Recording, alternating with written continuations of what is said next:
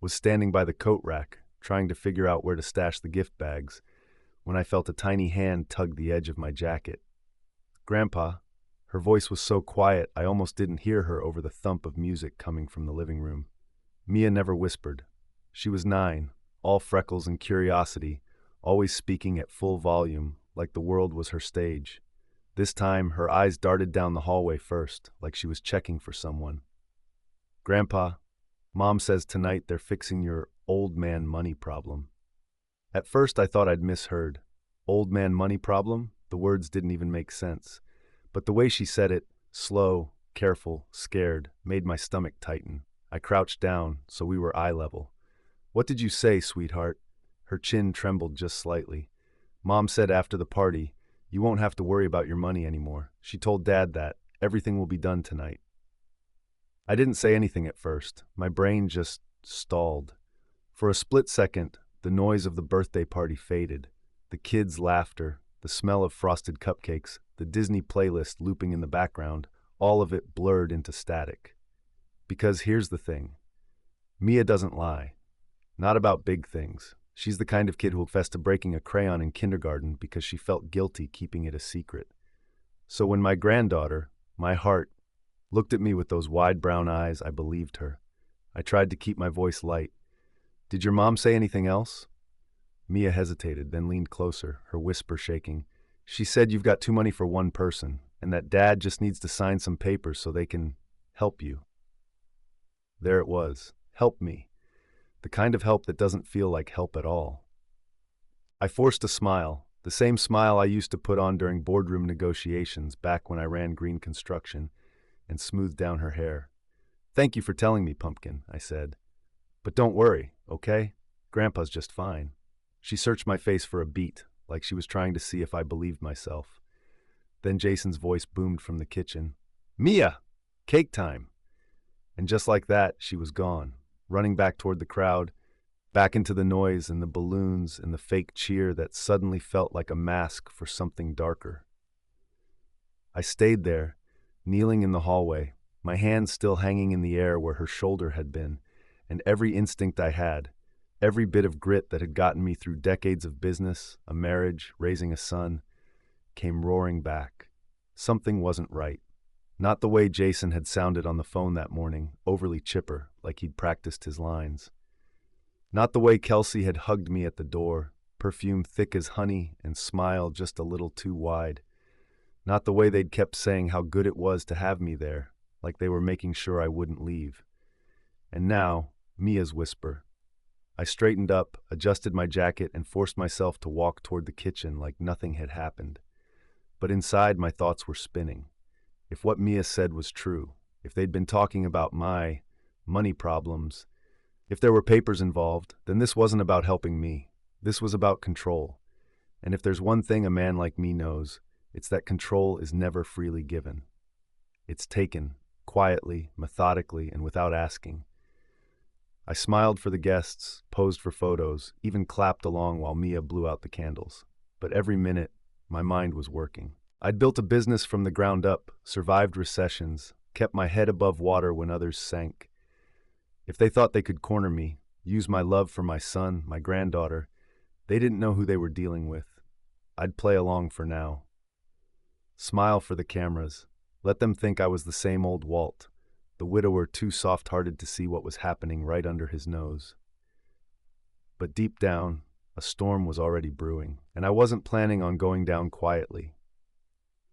Before I tell you exactly how I turned this whole situation upside down, and trust me, you're going to want to hear it, make sure you subscribe to the channel and drop a comment telling me where you're listening from. Because this is only the beginning. Sunday mornings at the lake used to be my favorite. Quiet, predictable, comfortable, comforting in a way that felt like routine had my back. I'd get up early, grind the beans Lila loved, dark roast, splash of cinnamon, and sit by the kitchen window with the paper while the sun came up over Cedar Ridge. Even now, 3 years after she passed, I still brewed 2 cups. One for me, one for the empty chair across from me. That morning should have been no different. Should have been about quiet coffee and the soft whir of the old ceiling fan overhead. But instead, I sat there staring at my untouched mug, Mia's whisper from the party replaying in my mind like a broken record. Mom says tonight they're fixing your old man money problem. I'd built a life in this house, brick by brick. It wasn't fancy, but it was mine. The oak cabinets, installed them myself back in '95. The deck overlooking the water. Jason and I built that together one summer when he was still a teenager, back when he still looked at me like I had the answers to everything. I still see flashes of that boy sometimes, like when he asks me about fixing the brakes on his truck, or when he calls just to talk about the Packers. But more often now, I see the man who leans too heavily on my checkbook and too little on his own backbone. I glanced at the fridge while the coffee went cold. Pictures everywhere. Mia on her bike, Mia with her art ribbons, Mia holding the biggest bass she'd ever caught, grin wide enough to split her face. And next to those photos, the bills. Always the bills. 3 years of temporary help had turned into something permanent without me noticing. Mortgage assistance when Jason got laid off, a car payment when Kelsey's SUV blew its transmission, school tuition for Mia because she deserves the best start. At first, I didn't think twice. That's what family does, right? You help. You step in when you can. But over time, the asks got bigger, bolder, less like requests and more like expectations. I used to tell myself it was fine, that I was honoring Lila's wishes. Before she passed, she'd grabbed my hand and said, "Take care of them, Walt. Especially Mia. She's the best part of us." And I have. Every decision I've made since losing her. Every check I've written, every favor I've granted, has been about keeping my family safe. But that morning, sitting there with the quiet hum of the fridge and the sunrise spilling through the blinds, I felt something I hadn't let myself feel in years. Doubt. Not about Mia. Never about her. About Jason. About Kelsey. About what Mia had said in that hushed, terrified voice. I rubbed my thumb over the edge of my coffee mug, tracing the crack near the handle I'd been meaning to glue for months. My gut, the same gut that had kept me afloat through 40 years of running crews and negotiating contracts, was telling me something was off. And then, like clockwork, my phone buzzed on the table. Jason. I hesitated for a second, staring at the screen before I picked up. "Morning, Dad," he said, his voice too bright, too upbeat for 7 a.m. "You feeling better? We missed you after you left the party early." "Yeah," I said slowly. "Just a headache. Nothing serious." Good. A pause. "Listen, Kelsey and I were talking, and we'd really like to have you over for dinner one night this week. Maybe Wednesday? There's some stuff we'd like to go over. Family stuff." Family stuff. The phrase twisted in my stomach. "Sure," I said, keeping my tone even. "We'll figure something out." He laughed, quick, nervous. "Great. Yeah, it'll be good. Love you, Dad." "Love you too, son." I hung up, set the phone down, and just sat there for a moment, staring at the sunlight crawling across the table. That's when I noticed the envelope from the credit union tucked under yesterday's mail. My name, my address, standard banking envelope. I didn't open it. Not right then. But the sight of it, paired with Ruth's offhand comment the day before about seeing Jason and Kelsey leaving the bank with official-looking paperwork, had my pulse ticking just a little faster. Maybe it was nothing. Maybe I was reading too much into everything. But I've been around long enough to know that people don't start whispering about helping you manage things unless they've already got a plan. And whatever their plan was, it had my name written all over it. By Monday morning, I'd convinced myself to keep things calm. No assumptions. No jumping to conclusions. The sun was barely up when I was out on the deck with my second cup of coffee, watching the mist curl up from the lake. It should have been peaceful, the kind of morning that usually slowed my thoughts down. But that whisper of Mia's kept weaving through my head like a thread I couldn't untangle. I was halfway through trimming the rose bushes along the fence when my phone buzzed in my pocket. Jason, again. I wiped my hands on my jeans and answered. "Morning, son." "Hey, Dad." His voice was too chipper, like someone turned the volume up a notch past normal. "Listen, you got a minute? Kelsey and I were talking, well, mostly Kelsey, and we were thinking maybe you could come by the house earlier this weekend, like before Mia's dance recital on Saturday." I straightened, pruning shears still in my hand. "Earlier? What for?" Jason hesitated. I could practically hear him searching for the right words. "You know, just to talk, some family planning stuff. Nothing serious, just Things we've been thinking about. You know how it is. Family planning. Those two words strung together like that sounded wrong. Jason and Kelsey never asked me over to talk. They asked me for things, sure. Help with bills, advice on projects, the occasional ride when their car battery died, but never just to talk. "Since when do you two need a meeting with me to talk?" I said, keeping my tone casual but sharp enough that he'd feel it. He let out this nervous little laugh. "It's nothing bad, Dad. Kelsey just thought it'd be good to, sit down and make sure everyone's on the same page. About the future. She's been planning this for weeks." That got my attention. Kelsey planning anything that involved me usually meant one of two things. Either she wanted something, or she'd already taken the first steps to get it. I turned toward the lake, gripping the deck railing, staring at the soft ripples on the water. "That's thoughtful of her," I said slowly. "So, what time are we talking?" Jason cleared his throat. "How about noon? Gives us plenty of time before Mia's rehearsal. And, keep an open mind, okay? It's all about making sure everyone's taken care of." That phrase again, everyone's taken care of. When I was running green contracting, I heard variations of that line from subcontractors and suppliers right before they tried to renegotiate deals in their favor. It was the kind of language that sounded cooperative, but usually meant somebody had their hand halfway in your pocket already. "I'll be there," I said, keeping my voice even. "Great!" He almost sounded relieved. "See you then, Dad." I hung up and stood there for a moment, staring out at the lake, the weight of the phone heavy in my palm. This wasn't just about a casual conversation. Jason's voice had that same edge I remembered from his teenage years, the one he had when he dented the fender of my old Ford and tried to convince me it was just a scratch. Nervous, apologetic, practiced.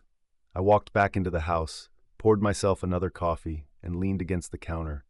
My eyes drifted to the bulletin board where I kept reminders, notes from Mia, receipts from the hardware store, and Lila's old grocery lists still pinned up like relics. One list caught my attention, a note in Lila's handwriting that read, "Trust your gut, Walt. It's never steered you wrong." My gut was screaming now. Because here's the truth. Jason's always been good at dodging confrontation, but Kelsey? She's not the type to wait. If she's planning something, it's already in motion. And if Mia's whisper at the party was any indication, this family talk on Saturday wasn't going to be some warm, heart-to-heart conversation.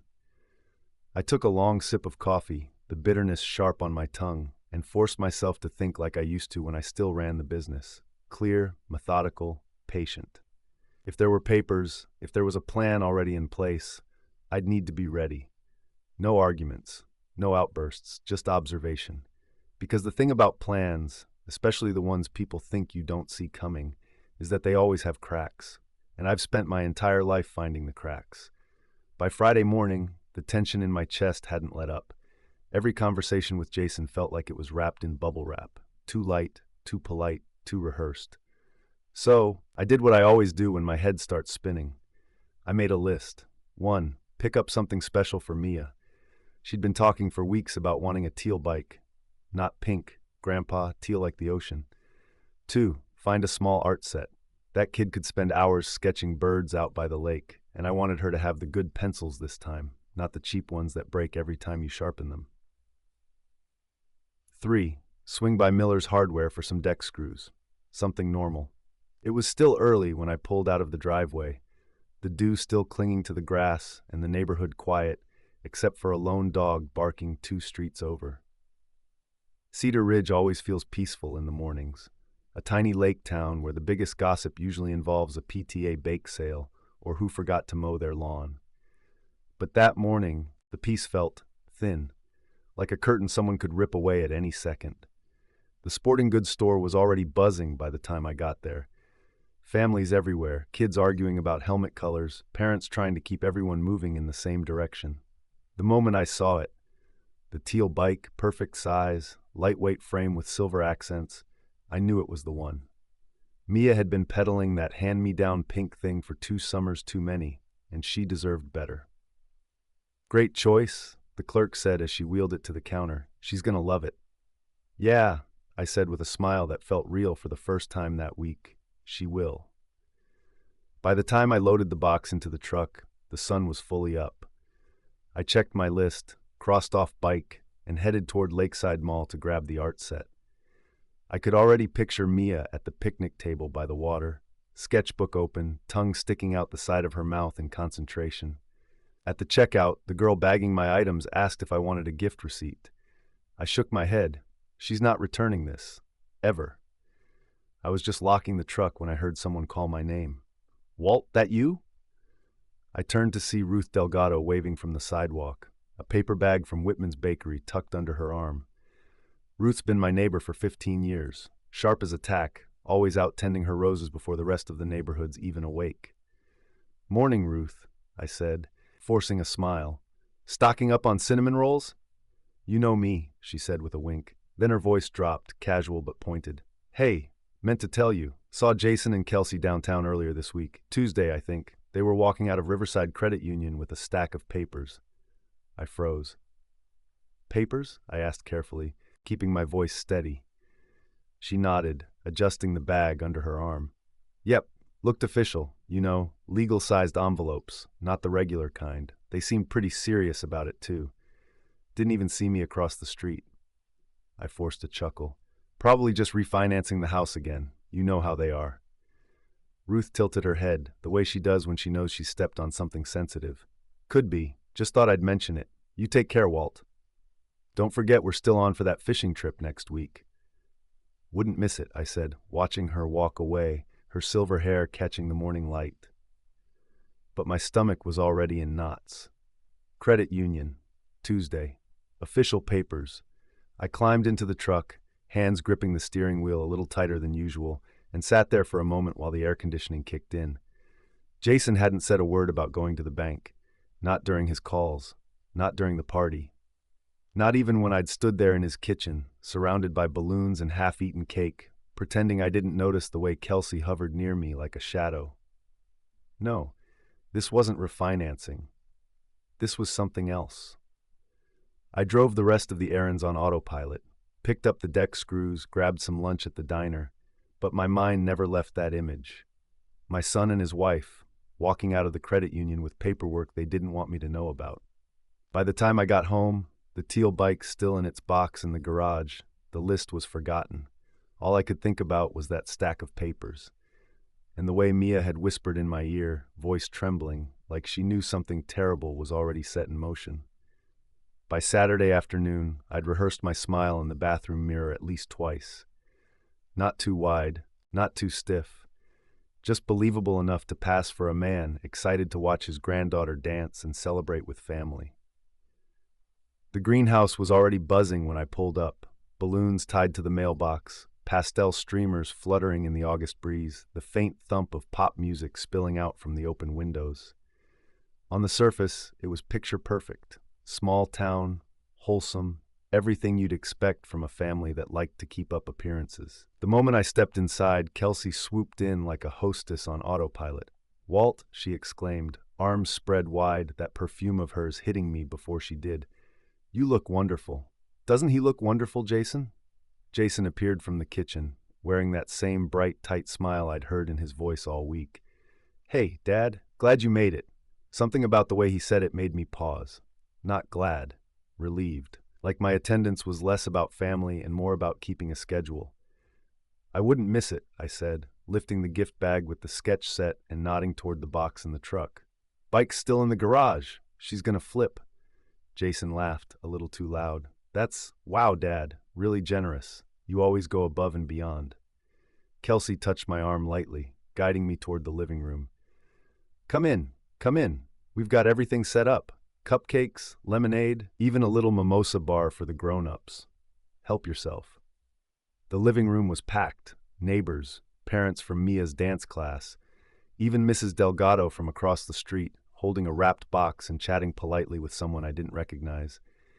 Everywhere I looked, people were smiling, laughing, clinking glasses, but it all felt rehearsed, like a stage play where everyone had memorized their lines. And then I saw her. Mia. She was by the gift table, straightening the ribbons on a pile of presents.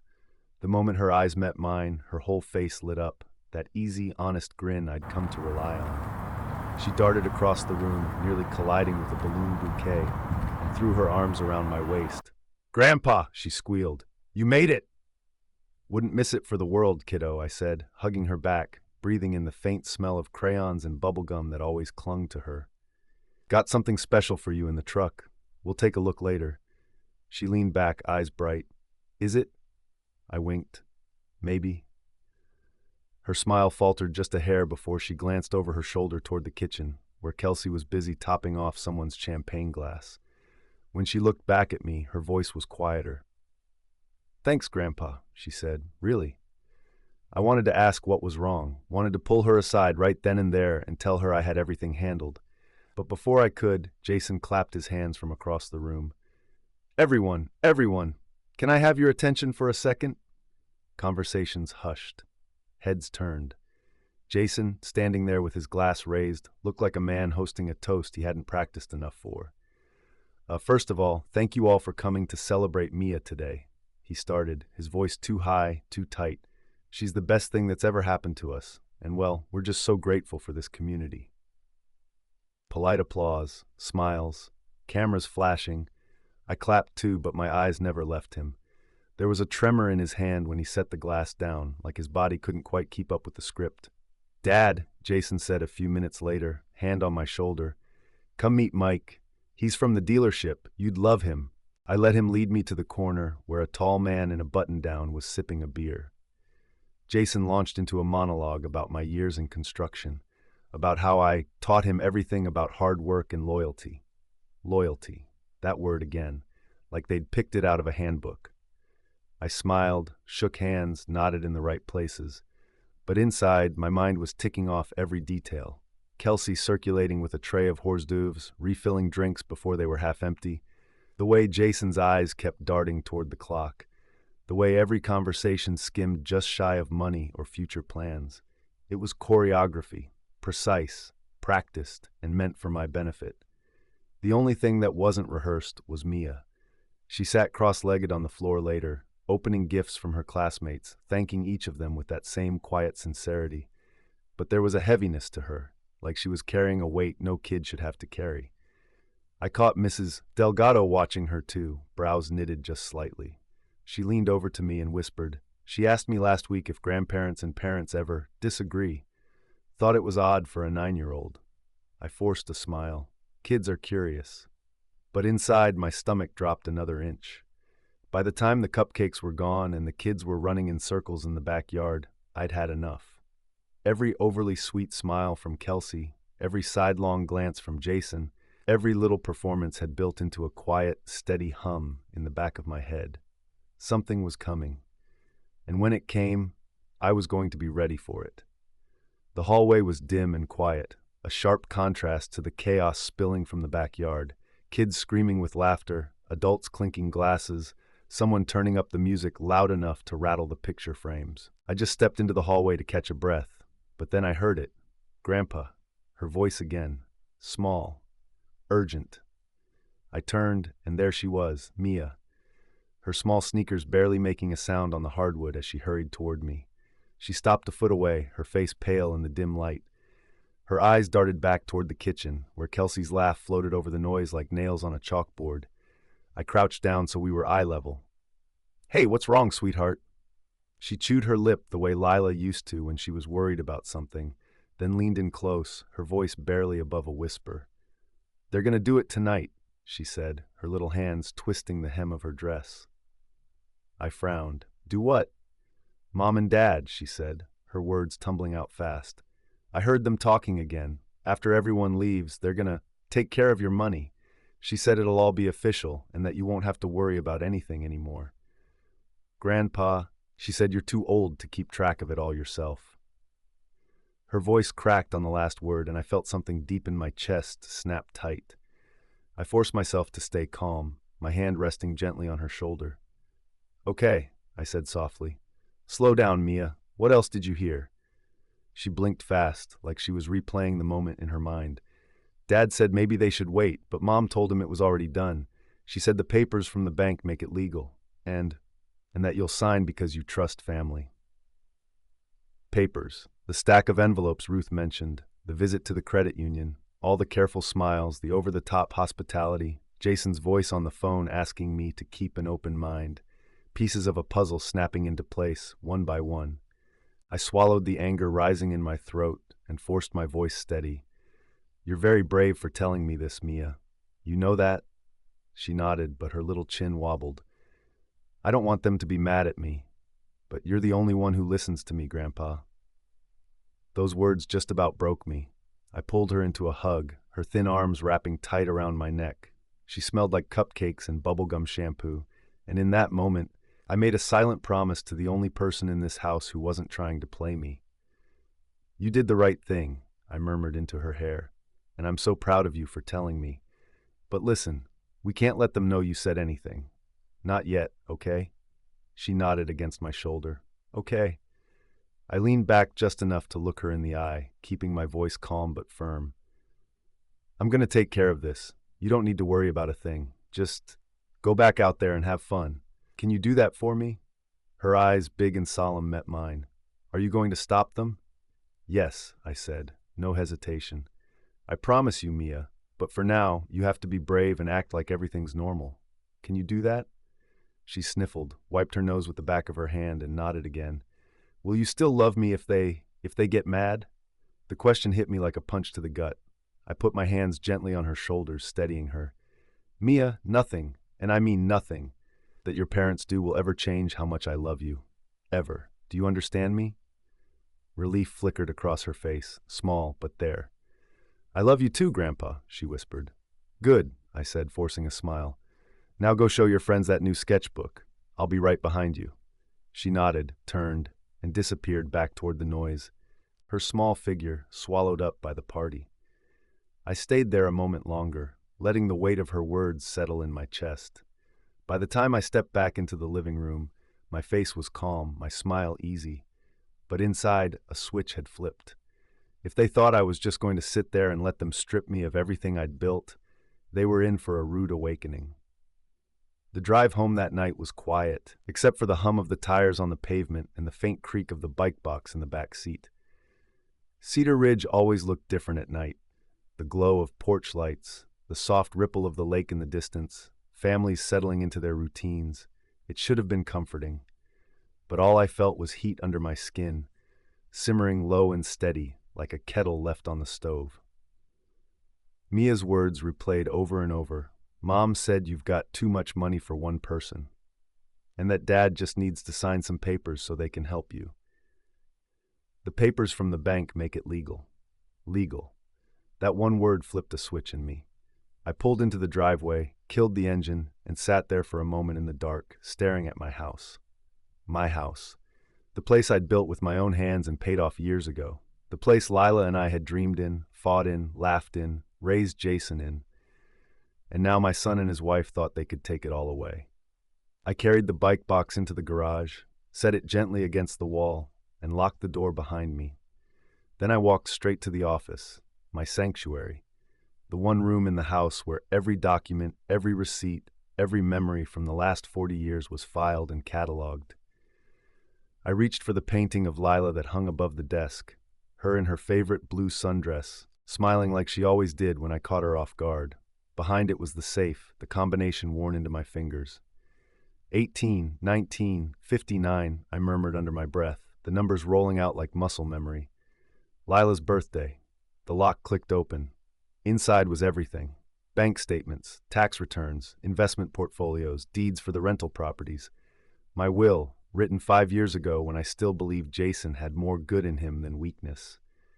I pulled out the thick folder marked Family Support, set it on the desk, and started flipping through the records.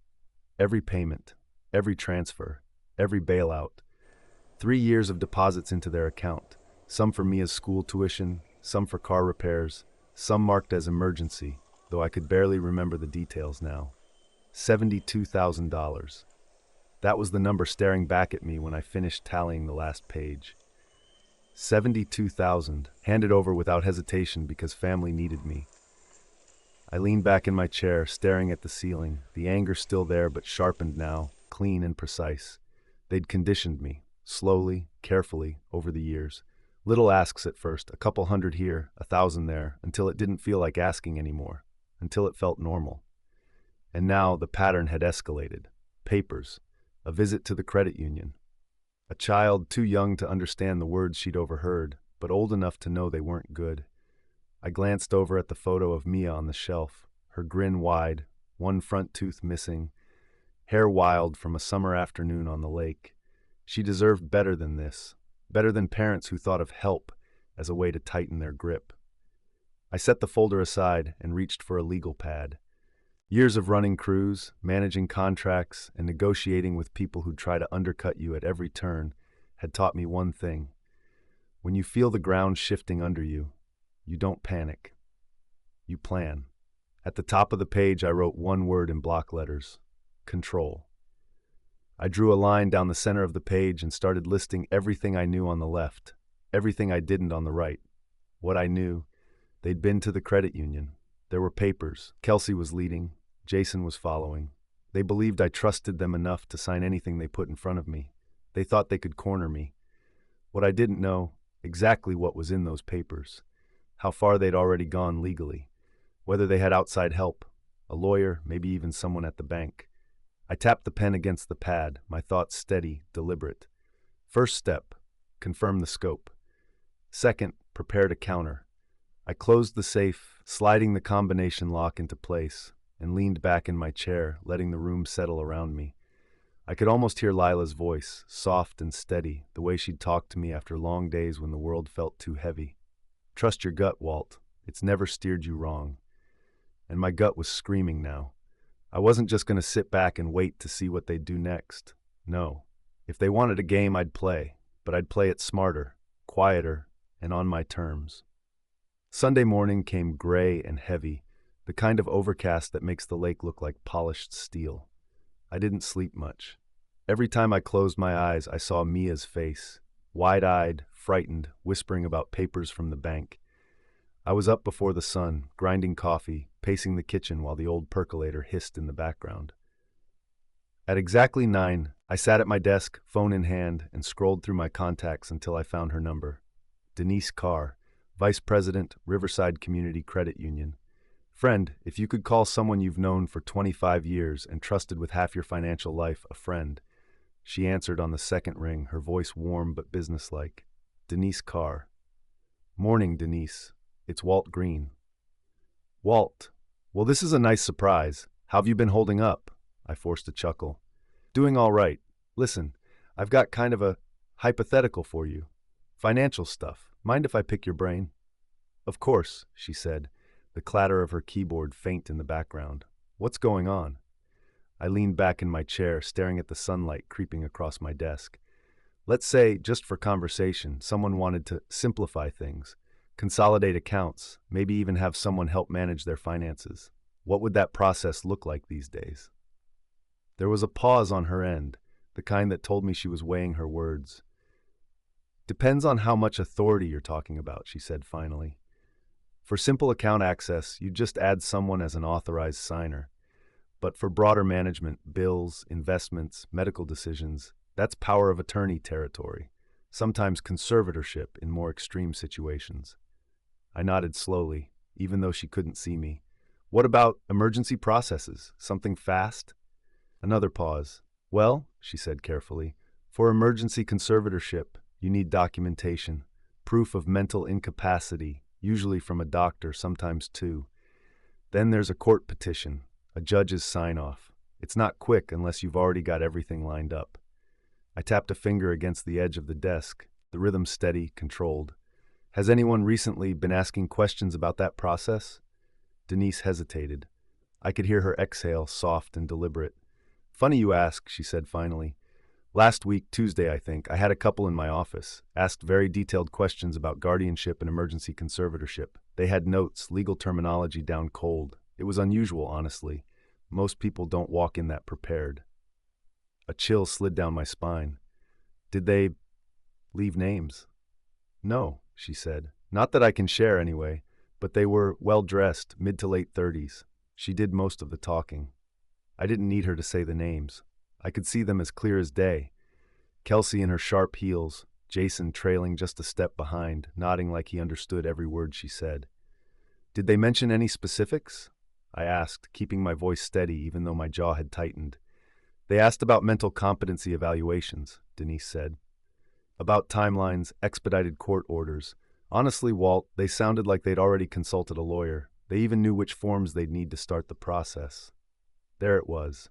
Confirmation. Not just a guess, not just paranoia.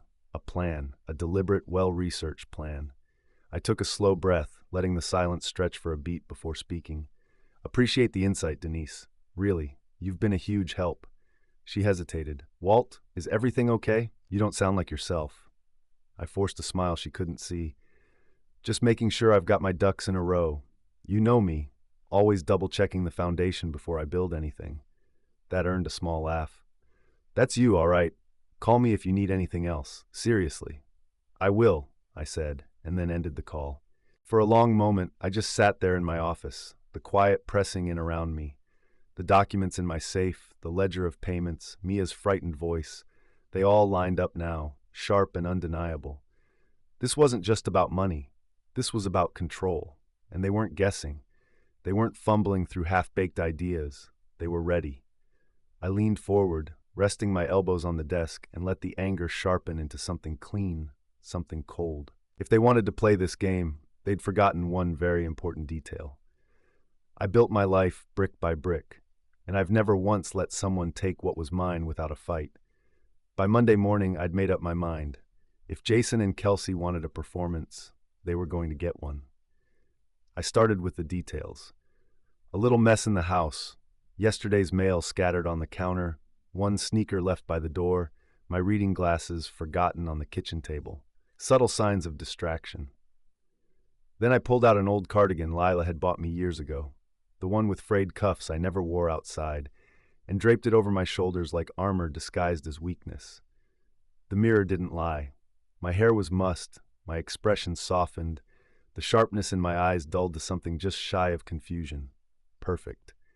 By 10 o'clock sharp, I was in my armchair, an old photo album open on my lap, when I saw their car pull into the driveway. Jason's silver SUV, shiny from a fresh wash, stopped neatly in its usual spot. From the window, I watched them sit for a moment, Kelsey talking fast, her hands moving sharply, Jason nodding along. Then the car doors opened. I stood, shuffled toward the door a little slower than usual, and opened it just as Kelsey raised her manicured hand to knock. "Dad!" Jason said, too bright, too rehearsed. "Hey, how are you feeling today?" I let my face crumple just a little, rubbing my temple. "Oh, son, some headaches, but nothing I can't handle." Kelsey's smile was sympathetic but calculating, the kind of smile you see from someone who's already decided what you need before you've even said a word. "That's exactly why we came," she said, stepping inside without waiting for an invitation. She was carrying a leather portfolio, the kind lawyers love. Sleek, expensive, intimidating if you don't know what you're looking at. "We've been so worried about you, Walt. We just want to help." Jason followed close behind, his nervous laugh filling the space. "Yeah, Dad, just some things to make life easier. Nothing complicated." I shuffled toward the living room, moving slower than I had in years, letting the cardigan hang loose on my shoulders. "Well," I said softly, "I do get a little mixed up these days. Bills, paperwork. It's a lot to keep track of sometimes." Kelsey's eyes lit up at that, quick, almost imperceptible, but I caught it. She laid the portfolio on the coffee table like a dealer setting down a winning hand. "That's exactly why we brought these," she said, flipping it open to reveal a neat stack of documents with yellow flags marking the signature lines. "Power of attorney forms. Totally standard. This just lets us handle the little stuff for you. Bills, bank accounts, even medical appointments, so you don't have to worry." I leaned forward, squinting at the papers, letting my hand tremble just slightly as I picked up the top page. "So this would let you take care of things?" I asked, my voice soft, hesitant. Jason nodded, his knee bouncing nervously. "Exactly, Dad. Just to make life easier. You can trust us." I stared at the bold black letters across the top of the page. Durable power of attorney. Everything Denise had warned me about. Everything Mia had whispered. Everything Ruth had unknowingly confirmed. I let the paper flutter back onto the table. "It's just such a big decision," I murmured, rubbing my temple. "My head, it's so fuzzy lately. Maybe tomorrow when I'm thinking clearer." Jason leaned forward, eager. Sure, Dad, tomorrow's fine. We just thought, but Kelsey cut him off, her smile tightening at the edges. Of course, Walt. Take your time. But the sooner we get this signed, the sooner we can make sure you're safe. I gave her a weak smile, feigning gratitude. That's thoughtful of you, sweetheart. I'll sleep on it. There it was, the tiniest flicker of frustration in her eyes before she smoothed it away. She'd expected me to fold right then and there. I stood, moving slowly, letting my hand trail along the back of the couch like I needed the support. Would you like some coffee? I brewed a fresh pot earlier. Kelsey waved it off with a tight smile. No, thank you. We don't want to take up too much of your time. Right, Jason said quickly, standing. We'll swing by tomorrow morning then. Make it official. I nodded. Tomorrow, 10 o'clock sharp. The second the door closed behind them, the performance dropped.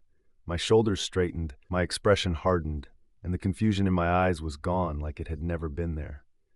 I walked back to the living room, sat down, and pulled the papers toward me.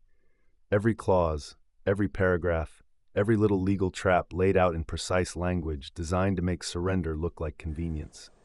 They'd done their homework, but so had I. I picked up the phone and made 2 calls. First, to Paul Kim, the mobile notary who'd handled every contract for my construction company for more than a decade. Paul, I said when he answered, need you here tomorrow morning, 10 sharp. Bring your seal, sensitive matter. You got it, Walt, he said without hesitation. Second, to Denise. Morning, Denise. About that conversation we had yesterday, I said, keeping my voice calm, steady. I'd appreciate it if you could swing by tomorrow. Just a little portfolio review. 10 o'clock. There was a pause. Then, I'll be there. Perfect. I hung up, leaned back in my chair, and looked around the quiet house. If they wanted to play a game of paperwork and signatures, we'd do it. But we'd do it with witnesses. And when the dust settled, the only signatures on those papers would be mine, and they'd change everything. By 9:45 a.m., the house was ready. The curtains were open to let in the soft morning light. The kitchen smelled like strong coffee, and my office, the one room in the house that had always been mine, looked like a lawyer's conference table. Paul Kim arrived first, right on schedule. He carried his black notary bag and greeted me with the same easy smile I'd trusted for years. Morning, Walt, he said, setting up his journal and stamp at the corner of the desk. You didn't say much over the phone, but I brought everything. That's all I need, I replied. Professional eyes, professional notes. Just observe everything. He gave me a curt nod. Understood. At 9:58, I saw Denise's car pull into the driveway. She stepped out in a sharp navy blazer, her leather portfolio under her arm, the kind of presence that said business without a word. Morning, Walt, she greeted as I opened the door. Figured I'd bring the updated account ledgers. Thought we'd review your holdings while we're at it. Perfect timing, I said, ushering her in. Grab a seat in the office. At exactly 10:05, the familiar sound of Jason's SUV crunched down the gravel drive. Through the front window, I saw them. Jason in his pressed button-down, nervous energy radiating off him. Kelsey in a cream blouse, leather portfolio clutched like a trophy. I forced my expression neutral as the doorbell rang. Dad! Jason said brightly as I opened the door. You look great. Feeling better? I smiled, steady and unreadable. Much better today. Come on in. They stepped inside and froze the moment they saw Denise and Paul seated in the office. Kelsey recovered first, that rehearsed smile plastered on her face. Oh, how thoughtful of you, Walt. You brought in witnesses. This will make things so much easier, won't it?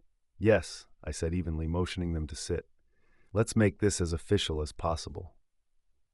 Jason glanced at Kelsey, uncertainty flickering in his eyes, but she gave a tight nod and perched on the edge of her chair like she owned the room. She opened her leather folder, smoothing the stack of papers with manicured fingers. As we mentioned, this is just a straightforward power of attorney agreement. It will allow us to handle your finances, health decisions, and... I raised a hand, calm but firm. Before we go any further, let's be clear. I understand exactly what a power of attorney is. I also understand what conservatorship entails, including the competency evaluations you've been asking about down at Riverside Credit Union. The silence that followed was sharp, a vacuum sucking the air out of the room. Jason's eyes went wide. Dad, thought we'd review your holdings while we're at it. Perfect timing, I said, ushering her in. Grab a seat in the office. At exactly 10:05, the familiar sound of Jason's SUV crunched down the gravel drive. Through the front window, I saw them. Jason in his pressed button-down, nervous energy radiating off him. Kelsey in a cream blouse, leather portfolio clutched like a trophy. I forced my expression neutral as the doorbell rang. "Dad!" Jason said brightly as I opened the door. "You look great. Feeling better?" I smiled, steady and unreadable. "Much better today. Come on in." They stepped inside and froze the moment they saw Denise and Paul seated in the office. Kelsey recovered first, that rehearsed smile plastered on her face. "Oh, how thoughtful of you, Walt. You brought in witnesses. This will make things so much easier, won't it?" "Yes," I said evenly, motioning them to sit. "Let's make this as official as possible." Jason glanced at Kelsey, uncertainty flickering in his eyes, but she gave a tight nod and perched on the edge of her chair like she owned the room. She opened her leather folder, smoothing the stack of papers with manicured fingers. "As we mentioned, this is just a straightforward power of attorney agreement. It will allow us to handle your finances, health decisions, and—" I raised a hand, calm but firm. "Before we go any further, let's be clear. I understand exactly what a power of attorney is. I also understand what conservatorship entails, including the competency evaluations you've been asking about down at Riverside Credit Union." The silence that followed was sharp, a vacuum sucking the air out of the room. Jason's eyes went wide. "Dad," all while smiling at me like we're still a family? The room was silent except for the faint hum of the air conditioner. Then I slid a thick folder across the desk, my meticulous ledger of every dollar I'd handed over in the past 3 years. 72,000, I said. Mortgage payments, car repairs, tuition, every penny documented, and not once did I say no. Not once. "And this is how you repay me? By trying to take my house, my accounts, my life." Jason buried his face in his hands. Kelsey's eyes darted between the folder and Denise, calculating her next move but finding no opening. "You don't understand," she said finally, her voice sharp, defensive. "This was for the best. You're alone. You need—" "What I need," I interrupted, voice rising for the first time, "is to know my son isn't being led around like a dog on a leash. What I need is to know that my granddaughter is being raised by people who understand the difference between love and greed." Paul set his pen down, his voice calm and professional. "For the record, Mr. Green, you are fully lucid. You've read and understood every document presented here today." "Not just understood," I said, leaning back. "Prepared, because this little meeting, it's over, and so is your plan." Jason finally lifted his head, his face pale and hollow. "Dad, what happens now?" I looked at him, my son, my only child, and for a brief moment I almost felt sorry for him. Almost. "Now," I said quietly, "we discuss consequences." I let the silence do its work. It stretched long enough for Jason's breathing to steady and for Kelsey to realize there wasn't a single angle left in the room that belonged to her. Then I slid a second folder across the desk, sleek, navy blue, my name embossed in tiny gold letters from a stationery store Lila loved. "This," I said, tapping the cover, "is what actually gets signed today." Kelsey's chin lifted. "What is it?" "A correction," I said, "and a boundary." I opened the folder so everyone could see. On top sat a revocable living trust, the Cedar Ridge Education Trust, followed by a will that poured my estate into the trust. The headings were big, bold, and plain English. No tricks, no hidden clauses. Beneath that, a one-page revocation. "Any and all prior powers of attorney are hereby revoked." Paul angled closer, eyes scanning the titles, his notary journal already open to a fresh line. Denise set her portfolio aside and watched quietly, the way people do when they've already done the math and only want to see it checked. I laid a fingertip on the trust preamble and read it aloud, slow enough for every syllable to land. "This trust exists for the sole benefit of Mia Green, to fund education, training, and life opportunities that match her curiosity and character. Distributions begin at 21 for education and at 25 for vocational startup or first home costs, with a cap for each stage. No funds may be accessed by her parents." Kelsey laughed once, sharp and humorless. "Cute. Illegal." Paul didn't look up from his journal. "It's legal." I continued, flipping to the page with the guardrails. "Conditions for reconsideration. If Jason Green and Kelsey Green complete 12 consecutive months of stable employment, enroll in third-party debt counseling, and provide proof of a family therapist's letter stating meaningful improvement in parenting practices and financial boundaries, then the trustee may allow modest capped distributions for Mia's immediate needs. Otherwise, they have no claim. I could feel Jason staring at the paper like it might catch fire in his hands. Dad, this is extreme. What's extreme, I said, is planning to declare your father incompetent while your daughter inflates balloons in the next room. He flinched. Kelsey set her jaw. Denise cleared her throat, not to interrupt, but to anchor the moment. Walt, I reviewed the draft terms you emailed me. The distribution caps are reasonable, and the trustee language is clean. Kelsey's eyes snapped to her. Wait, trustee? I nodded. Primary trustee will be Riverside Fiduciary Services, not the credit union branch. You don't send a family grenade to the teller line. Independent fiduciary division. Denise won't touch it personally. She'll serve only as trust protector, a backstop who can replace the trustee if they misbehave. I looked at Denise. You're comfortable with that? She gave a small, formal nod. In writing, no conflicts. Kelsey scoffed. So you really think you can just, erase us? I met her stare without blinking. I'm not erasing you. I'm protecting the only person in this house who told the truth. Jason finally found words. Dad, I'm sorry, okay? I know that doesn't fix it, but I am. Paul clicked his notary stamp open. It made that unmistakable mechanical sound, like a seatbelt clicking home. Mr. Green, before we proceed, I need to certify capacity and willingness. I looked straight at him. Read me every affirmation. He did, one by one. Did I understand the nature and effect of the documents? Yes. Was I signing voluntarily, free from coercion? Yes. Did I revoke any prior POAs? Absolutely. Was I appointing an independent trustee for the education trust? Correct. Did I intend to disinherit Jason and Kelsey pending the conditions stated? I lifted my pen so they could see it glint in the light. I do. Paul's stamp came down on the revocation first. Thud. The ink bled clean and final through the paper fibers.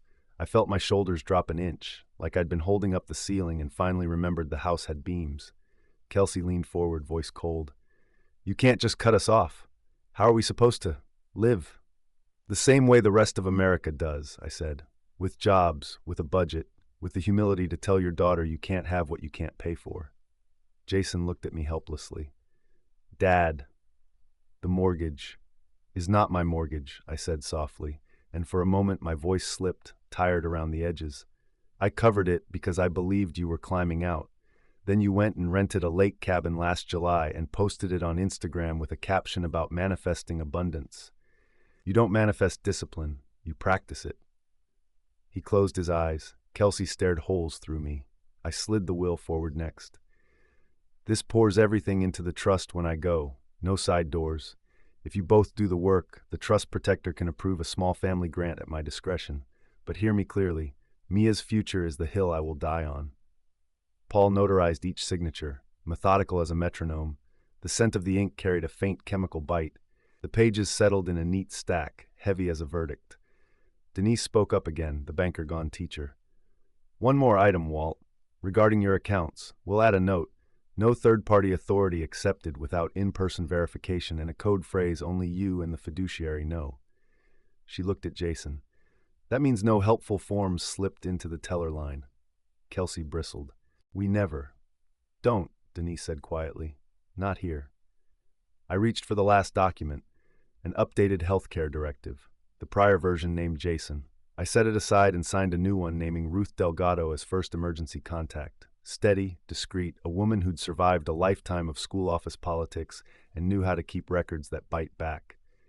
Jason saw it and flushed, shame rising like a tide. You're replacing me with a neighbor. I'm replacing you with an adult, I said, not unkindly. You can earn your way back. Kelsey shot to her feet. This is humiliating. You've turned a family conversation into a courtroom. No, I said, standing with her, meeting her at full height. You wanted a courtroom. You did the research. You picked the forms. You counted on me being tired enough to stop reading. The difference is, I brought witnesses on purpose. The anger in her eyes flickered. Then something else crossed her face, something brittle and scared. For a second, she looked less like a villain and more like a person who had finally reached the end of a story she wrote for herself and didn't like the ending. Jason swallowed. What do you want us to do? I slid a single sheet across the desk. It wasn't legal language, it was a checklist.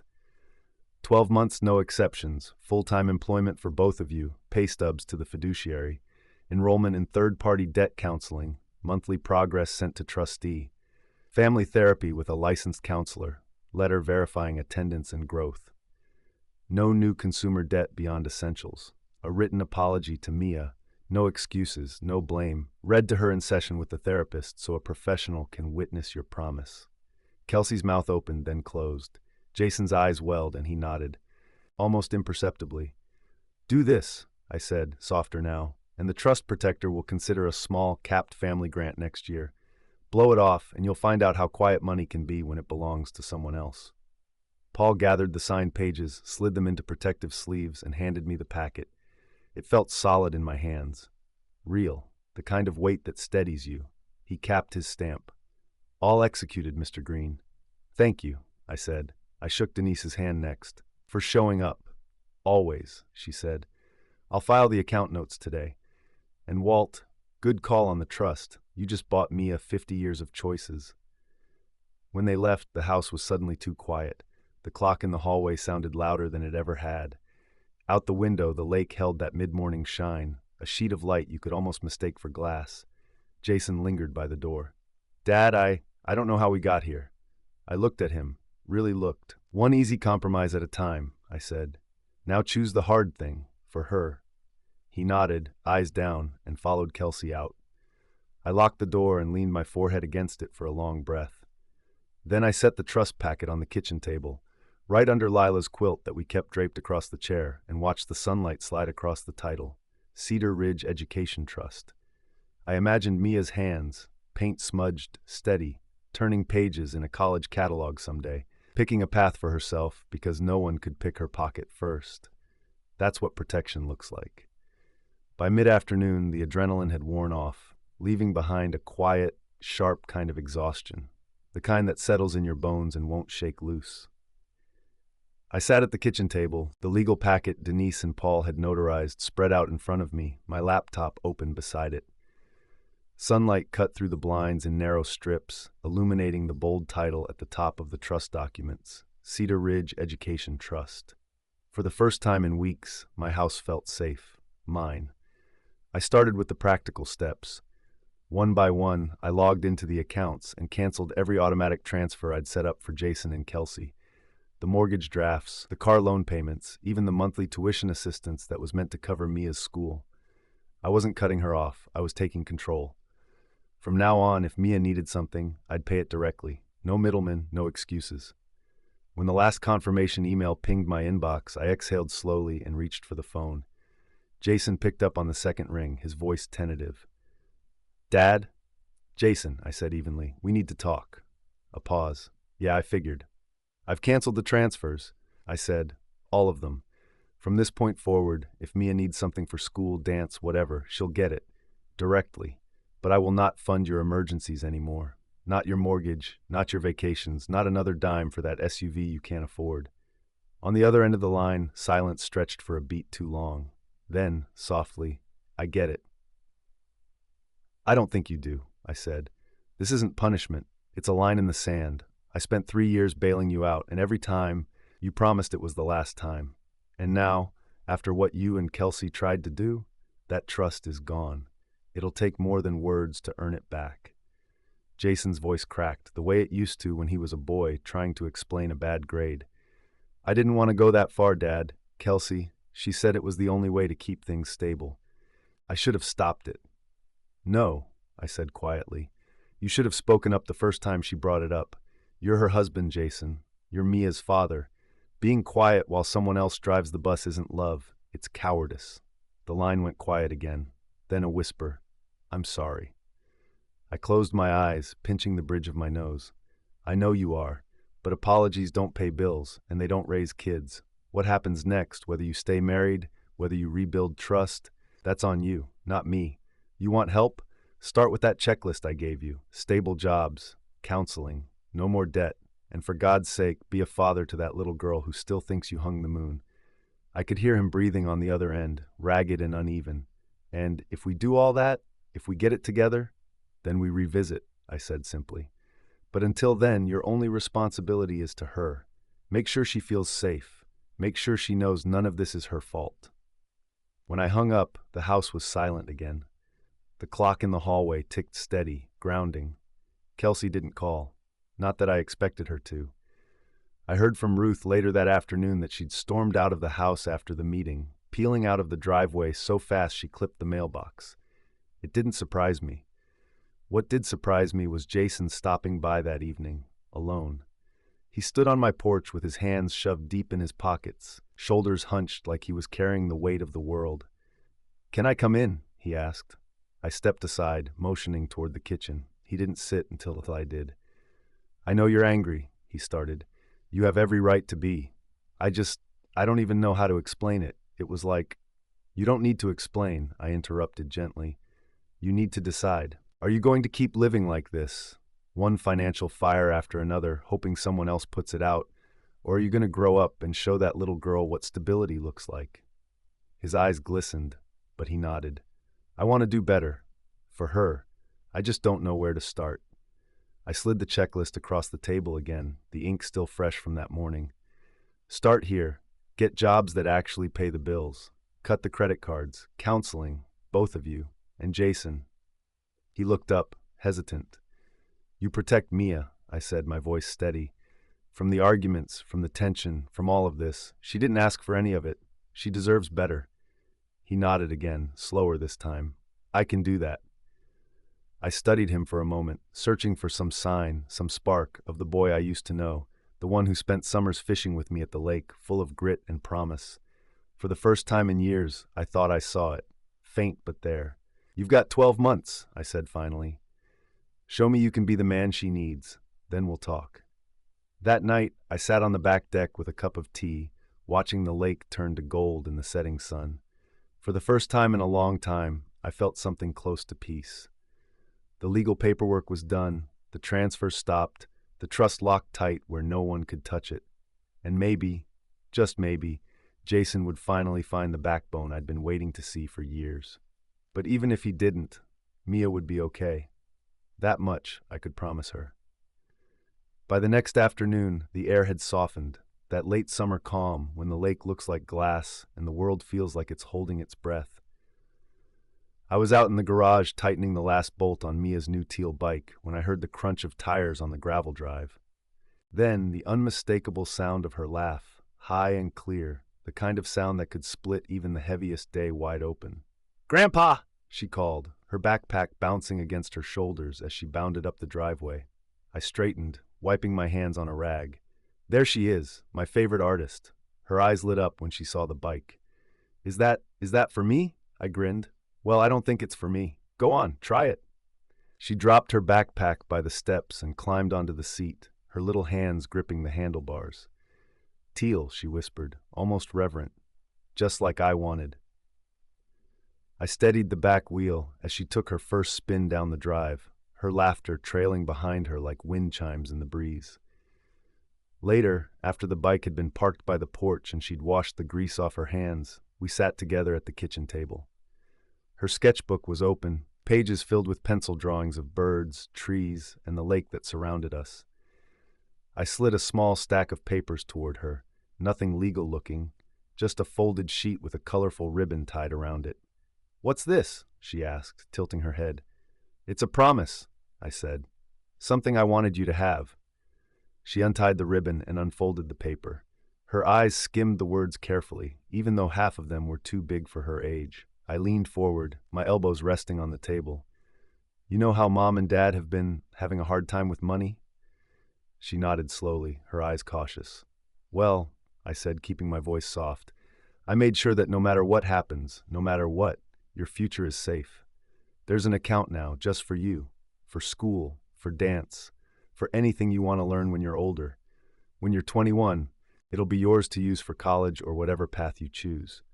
Veterinary school, art school, building your own studio, whatever makes you happy." Her eyes widened, round and shining. Even if it's expensive? Especially if it's expensive, I said with a smile. She stared at the paper for a long moment, then whispered, "But why?" I reached across the table and tapped the tip of her nose. "Because you're my girl. And because when you told me the truth, even though it was scary, you showed me how strong you are. That kind of courage deserves to be protected." Her mouth trembled just slightly, and then she leaned forward and wrapped her arms around my neck. "I love you, Grandpa." I hugged her back, my throat tight. "I love you more than you'll ever know." We spent the rest of the afternoon planning her future, as she called it. She flipped through college brochures online while I jotted notes in the margins of a pad, pretending to keep up with the speed of her dreams. "Veterinary school," she said, serious and determined, "and maybe a little art shop on the side, with a cat or 2 or 12. I laughed. "12 cats? You're going to need a bigger house." She grinned, chin propped on her hand. "Then I'll build one. You can help, right?" "Always," I said, and I meant it. That evening, after I'd dropped her off at home and watched her wave from the porch, I came back to my quiet house. The documents were still on the table where I'd left them. I picked up the trust packet, the embossed title catching the soft light of the setting sun, Cedar Ridge Education Trust. I ran my hand over the cover and thought of Lila. She'd always been the practical one, the steady one. I could almost hear her voice in my head. "Make sure she's taken care of, Walt, whatever it takes." I looked out the kitchen window at the rose bushes she planted years ago. The first blooms of late summer had started to open, bright, defiant splashes of color against the fading green of August. For the first time in weeks, my chest felt light. Later, I sat out on the deck with a glass of iced tea, the lake reflecting the soft orange of the sunset. It was quiet except for the hum of crickets and the occasional splash of a fish breaking the surface. I thought about everything, the ambush, the signatures, Jason's pale face when the truth landed, Kelsey's sharp edges finally dulling when she realized the game was over. And I thought about the look on Mia's face that afternoon, the way her eyes lit up when she realized she was safe. Protection, I realized, doesn't always look like what people expect. It's not just saying yes, sometimes it's saying no, and meaning it. It's boundaries drawn in ink and witnessed in daylight. It's telling someone you love that their behavior stops here, and that love can't be used as leverage anymore. As the sky deepened into twilight, I checked my phone. One new message from Jason. "Starting at the hardware store Monday. I'll send you the schedule. Thank you for the second chance." I stared at the message for a long moment before typing back. "For her, Jason. Always for her." When the first stars began to peek through the fading light, I closed my eyes and let the quiet settle. Mia's laughter, the steady hum of the lake, the scent of roses on the breeze, it all wove together into something steady, something strong. And for the first time in a long time, I believed it. Everything was going to be okay. If you've ever had to draw hard lines with people you love, you know it's never easy, but sometimes it's the only way to protect what truly matters. If this story resonated with you, hit that like button, subscribe, and share where you're watching from in the comments. And remember, protecting yourself isn't selfish, it's survival, and sometimes it's the greatest gift you can give the people you love.